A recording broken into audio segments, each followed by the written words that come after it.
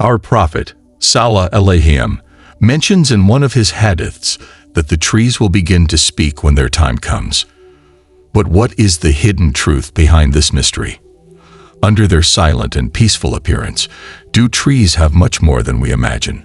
What I am going to share with you will definitely catch your attention. If you are ready, let's begin. The trees, in their silence, might hide a deep wisdom unknown to us. The idea that one day they might speak suggests that there are aspects of divine creation that we do not fully understand yet. The Quran mentions several times how all creation glorifies Allah, even if we cannot understand how they do so. This perspective invites us to reflect on the respect and attention we must pay to nature. Each tree, with its firm roots and branches raised towards the sky, is a living testimony to the greatness of Allah and the secrets we have yet to discover. The universe is full of mysteries that we might not yet understand and that we may never fully comprehend. In a hadith, it is said, "Even if the end of the world is imminent and you have a plant shoot in your hand, plant it immediately before the final judgment happens." But why, when the apocalypse is on the verge of annihilating everything, are we asked to plant a tree that will not have time to grow and be useful?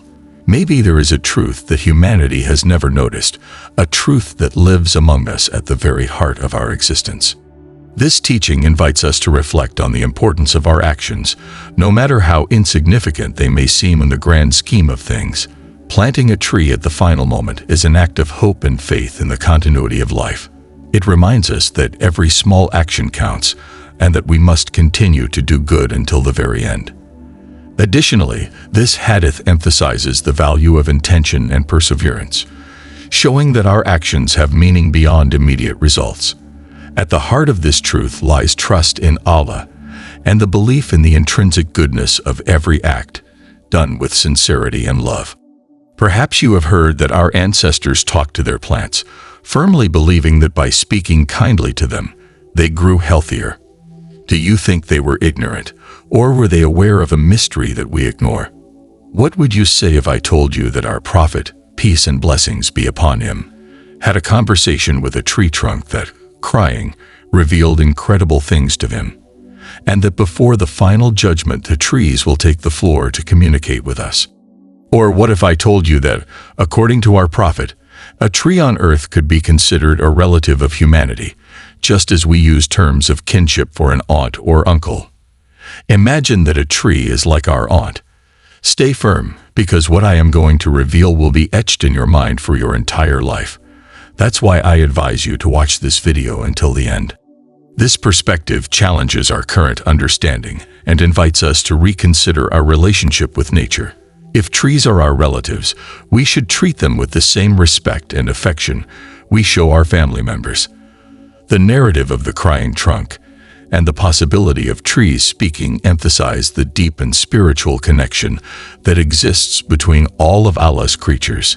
It reminds us that every being has its place in the divine order, and that we must live in harmony with creation. Plants are present by our side from our birth to our death, in all aspects of our lives. When we are born, our loved ones bring flowers to our mother to celebrate the happiness.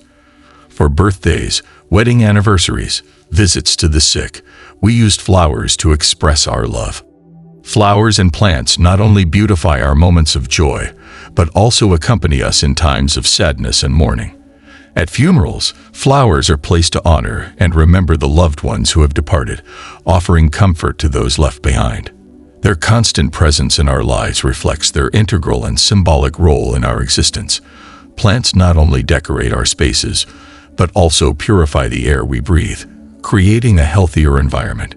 This continuous cycle of giving and receiving connects us deeply and spiritually with nature, reminding us of the interdependence between all living beings. We know how much our mood improves when we move away from the hustle and bustle of the city and immerse ourselves in nature. Given the importance of plants in our lives, botany was founded long ago to study them. This science has focused primarily on the study of plant physiology. Until now, no one had considered examining whether plants could have spiritual behaviors like other living beings, reacting to emotions and thoughts. being sad in negative situations or happy during positive events. Imagine the possibility that plants not only respond to physical stimuli, but also to the emotional vibrations around them. Recent studies are beginning to explore this idea, suggesting that plants may be more aware and sensitive than we ever imagined. This discovery could transform our understanding of the natural world, revealing the deep connection between all forms of life. If plants can truly feel and respond to our emotions, it urges us to treat them with even more care and respect, recognizing that they are part of the same web of life we all inhabit. Perhaps by communicating with them more consciously, we can strengthen our relationship with nature and discover new ways of harmony and balance in our lives. It wasn't until Cleve Baxter, a famous lie detector expert in the United States who taught the use of the polygraph to police officers and security agents worldwide, had an interesting idea. One sleepless night spent in his office, Baxter decided to attach the electrodes of a lie detector to a plant present in the room, a trachena, to see if it reacted when he poured water on it. He poured a glass of water into the soil of the plant, but the galvanometer showed no strange reaction, indicating that the water was causing a physiological reaction. While the lie detector worked differently, this device, capable of detecting human reactions to stress and threats, could it work differently in plants? Baxter then focused on this idea. He dipped a leaf of the plant into the hot coffee cup he had in his hand. Again, the machine showed no strange reaction. Maybe he should try a more radical approach, he thought. So he thought about burning the leaf where the electrodes were placed. As soon as this thought crossed his mind, the polygraph recorded activity. Baxter was astonished. Had the plant perceived this intention, even if it had not yet been implemented? He left the room to find a match and returned. He observed another more marked reaction when he intended to light the match and burn the leaf, but this time there was no reaction. Baxter then wondered if the plant could differentiate between true and false intentions. Was it a simple coincidence or an underlying reality? That night marked the beginning of a new quest for experiences for Baxter. Over the days, Baxter's experiments continued uninterrupted. First, he sought to ensure that the movements recorded by the machine were not due to a technical malfunction. Everything worked correctly. He also asked other colleagues from different regions of the country to repeat his experiments, and they observed similar results in dozens of different plants. All this marked the beginning of a new perspective on life for Baxter. He also observed that plants seemed to establish an emotional connection with their caregivers. In some of his tests, he found that even when people were miles away, their thoughts could cause reactions in the plants. The plants seemed capable of perceiving human emotions and reacting accordingly. One night, after a lecture where he presented slides of these experiments, he noticed that the plants connected to the machine in his office, miles away, showed reactions. It is possible that, once a bond is established, it persists regardless of the distance. It may seem incredible, but as I mentioned before, our universe is full of mysteries that science has yet to elucidate. Science consists of accepting that what we do not yet know can be true. M. Vlana said, "Those whose eyes and ears of the heart are closed to the divine secret cannot understand how a tree can speak and reveal truths." I will soon address how a tree spoke to our prophet, Al-Him, and how other trees will communicate with Muslims before the judgment. According to an article in National Geographic, although plants do not have brain neurons like other living beings, they might possess a form of memory still unknown. They could remember some experiences for up to 30 days and perhaps longer. Professor Monika Gagliano, a biologist at the University of Western Australia, wrote an article that surprised all her readers. Monika had a plant that not only remembered its experiences, but could also retain its memories for a month. This plant is known as Mimosa pudica, or sensitive plant. This name is not given lightly because even a slight touch is enough to fold its leaves. It is a defense mechanism of this plant. Monika decided to conduct an experiment based on this behavior. She built a machine to gently drop the Mimosa pudica plants from a height of 15 centimeters onto a soft surface, like a cushion, to avoid harming the plants.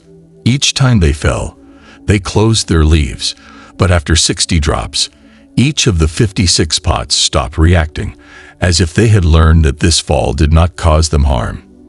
To verify further, Monika then took the plants and gently shook them.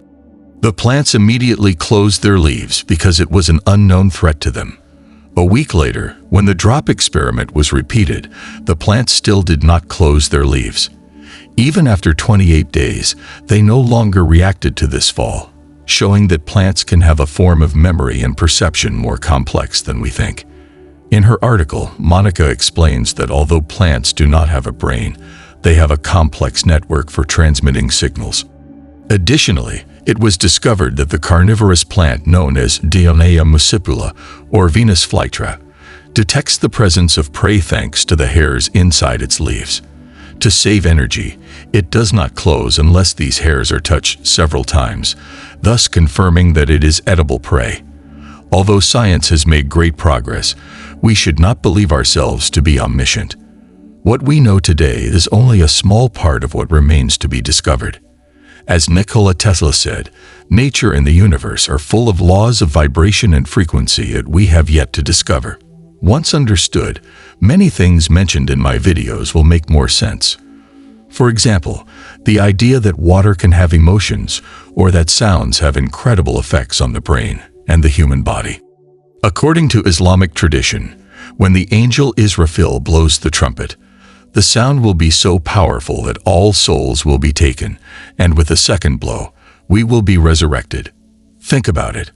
Our prophet mentions in a hadith a tree with human characteristics. It is said that Allah created the palm tree from the remaining clay used to create Adam, alayhi salam.